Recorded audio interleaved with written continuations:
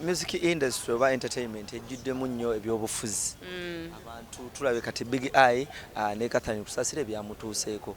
Abantu bataddemu nnyo ebyobufuzi. Ensonga eno mugenda gikola mutya? Ensonga eri unfortunate nti abantu babeera emotional about certain things kubanga election is a period of campaigns to election. After that life begins. Ebirala bibeerawo. So it would be my wish nga the king herself ntino ebyo tubireka after elections. Our winnings are winnings. Whoever has failed. After that, let's move on to the rest of our lives because wetuva wali buli omaddayo ku bulamu bwe. N'abo abantu balina okukkirizibwa ba artists balina okukkirizibwa baddeyo to the rest of their lives. If they need to bury, let them go and bury. If they need to go and do a show balina edduuka kagenda akole ki running their life because this is over. Chiwedde tetuli ekyo nsobola okukiwagira nga tuli mu time ya campaign naye tetuli na mu time ya campaign.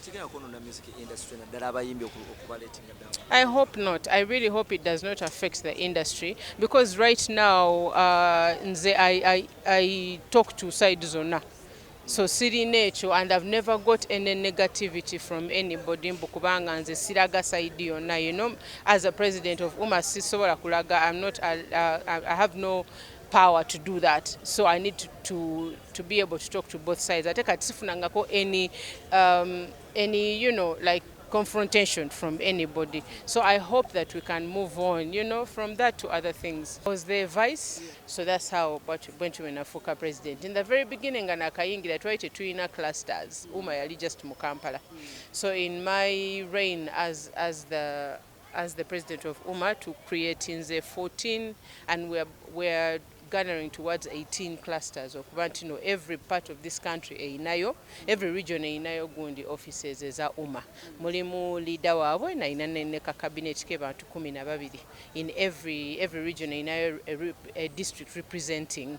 That was done in my time. Netufuna our very first signing esete zetwakola zonna zaali mu time yange wemberedde president nti erabyeko real tangible things, meetings of ezasooka mu parliament kugamba recognition nti jeeri kyonna kibaddewo mu time yange. Yes. Okay.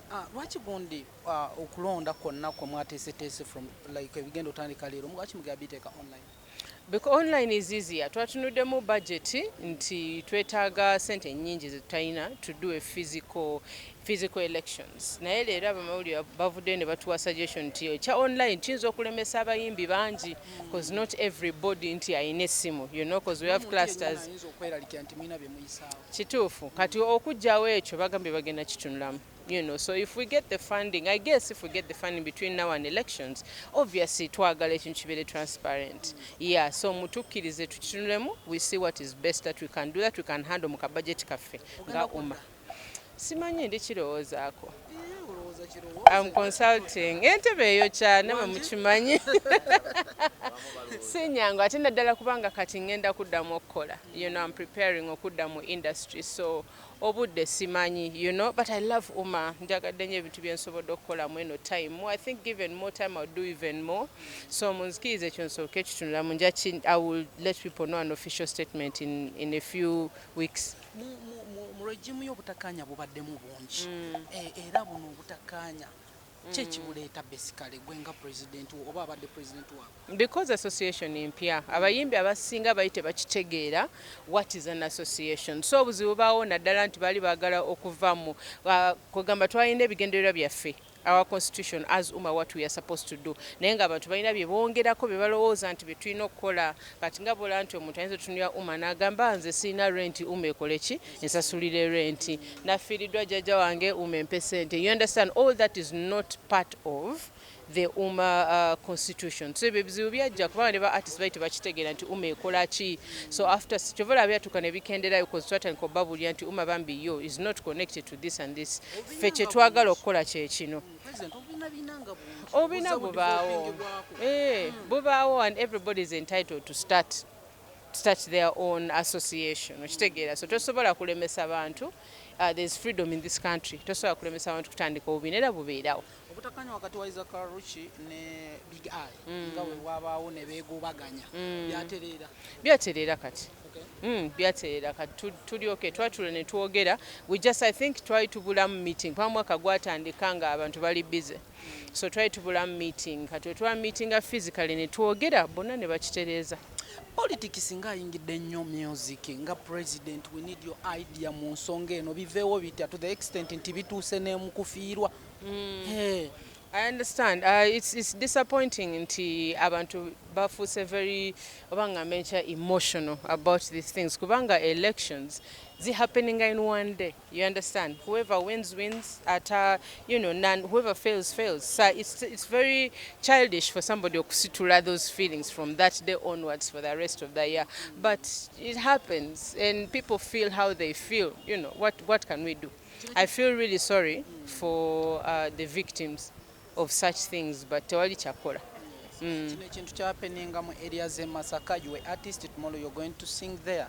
At the same time ne kibaako no those victims are artists. Idea kijjowa abantu be Masaka ku bigambo bye baali bakasukira abayimbi.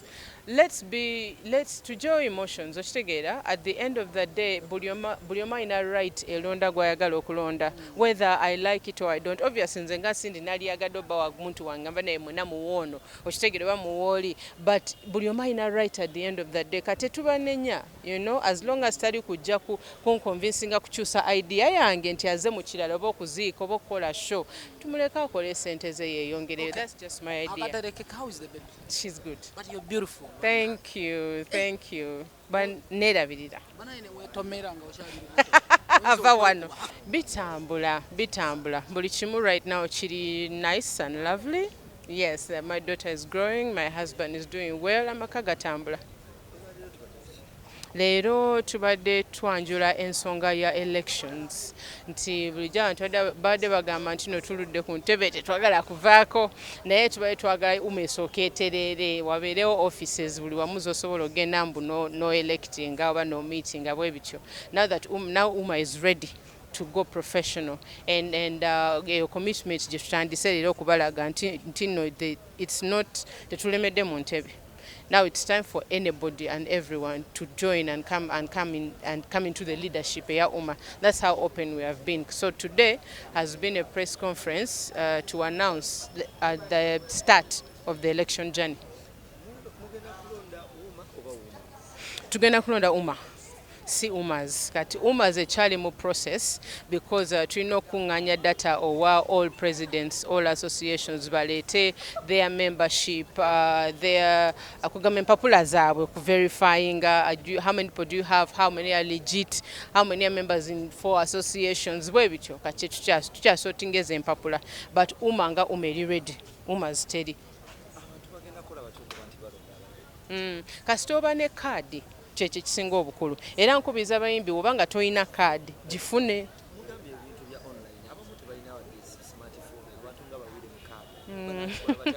Wile lwaki muwayiriza nnyo nkutegeera kati ekyo twali twakirowoozako because physical elections zetaaga sente zetutalina, budget eyo tetugirina, but listening from mwe bannamawulire leero kubanga namwe mukyogeddeko aba team ya police board egambye bagenda kitula mbalabe ki kye banyiganyiga because sente tugenda okwetaaga to do that all over the country ziri nnyingi ate tetuzirina, so bagenda kitulamu. Online is obviously easier. Yes, kubawonya awo batwongere sente abadde batuwa sente nga ziri specific. All the money given was specific. The first money is about to 100 million was to supplement the SACCO. Ngabana, they borrow from it, and return, and that has been happening very successfully. And then sente ezaddako ze twafuna the 60 million zali for structure building all over the country, and that's exactly what it has done. Kugamba, all the money that has been coming has been allocated. Katusobola kujja mwezi ate ozze mu kino nkirowoozaako. So when I make a decision, njababuulira. Waliyo ebirala bye nakatandika butandisi kati nga we are in the process of discussing with NCF and UNCC okubeera tuli kugamba the government etuwe ministry arts, the art sector, the creative sector. So that is a conversation eyakatandika. Kati bye ebintu byenjagala okumaliriza, which I wish I could finish, because that is a huge kintu kinene nnyo. We just said having our meetings in the parliament recently, wanombadde mulabanga we post about it, just to find a connection, to connect our art industry. Gavana yaffe gye tuli mukolechi, look at what we are doing, find a way to support us. Kati those conversations zibadde zaakatandika.